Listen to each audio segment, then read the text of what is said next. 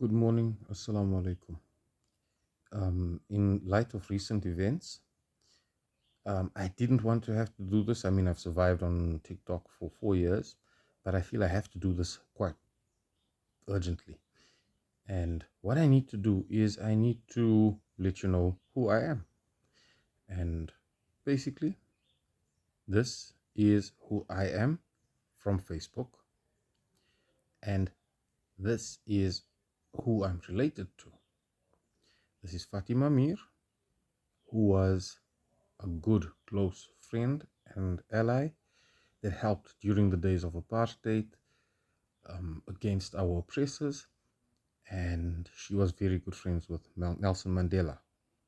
Now, the reason why I'm using this is because I see certain things that are very unfair in terms of TikTok and how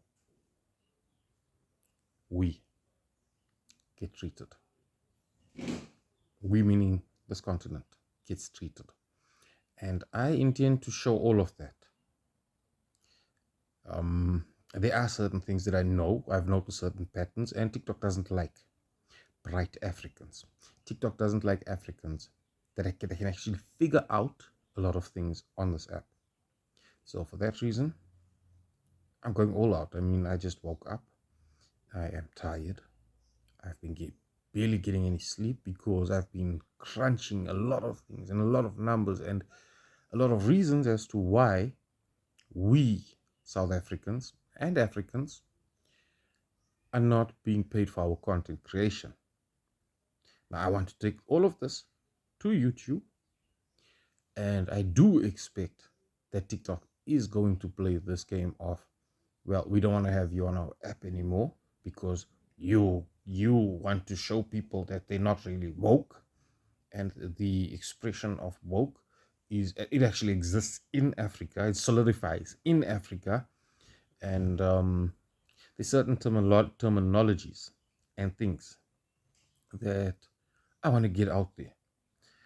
For example, now clearly, to the average, and I don't like this word, to the average black man, right?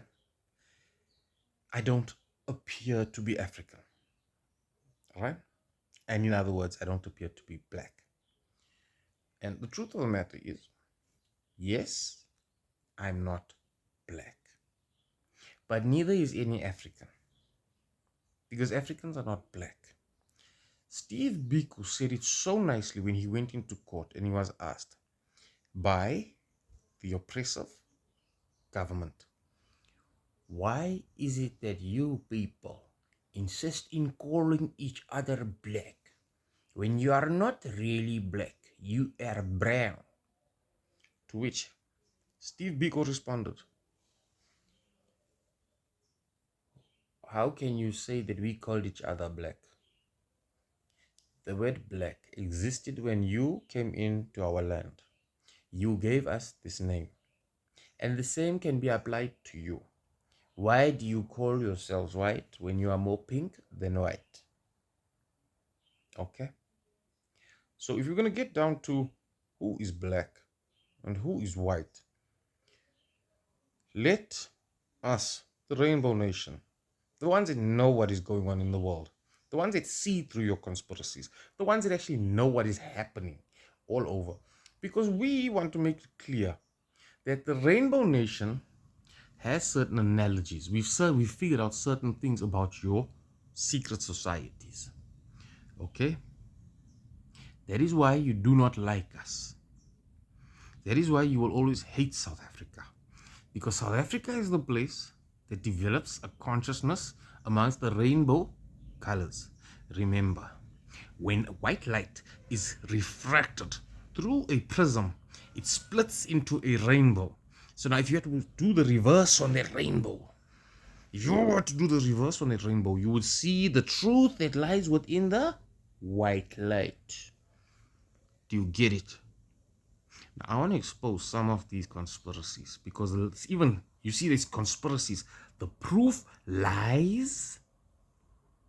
Let me rephrase that. Proof doesn't lie. The proof proves many of the conspiracies through science.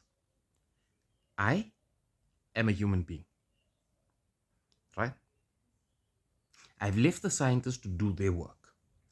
I want to use science to show the world that through science, there are analogies that will bring us to the truth. You see, everything we've been taught, we need to reverse it. Everything and every means of programming that was put upon us, we need to reverse it.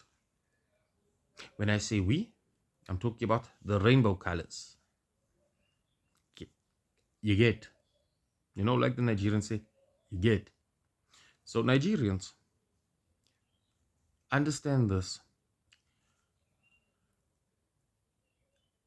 I do really have a dislike for most of you, right? Let me, no. I actually have a dislike for quite a few, not most, but quite a few. And you guys know the reason why. I don't want to put it out there. But if you want the reason, I can be very direct. And this is going to make for brilliant drama that I do know. This is going to make very, very nice drama. And you see, using my political brain, because a little bit more of my history.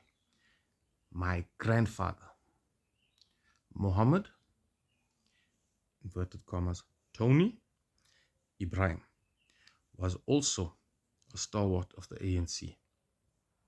Well, let me not say stalwart, but he was a person that he died during the days of the struggle. He gave his life for this country. Fatima Mir from my father's side. Now, the person I spoke about, Muhammad Tony Ibrahim, was from my mother's side. That's one side. From my other side, it's my father. My father's aunt, Fatima Mir, was also very deeply into politics, to the point that the oppressors of our past had exiled her to other lands. And I'm beginning to see why. They exiled her because if they were to end her in South Africa, she would have been a martyr. So the best thing that they could do was to exile her. Now, TikTok. TikTok. I'm using that name, Fatima Mir, who was very closely related to Nelson Mandela. And every South African knows what the ANC stalwarts did. Every South African knows that some of the children of the stalwarts were left behind.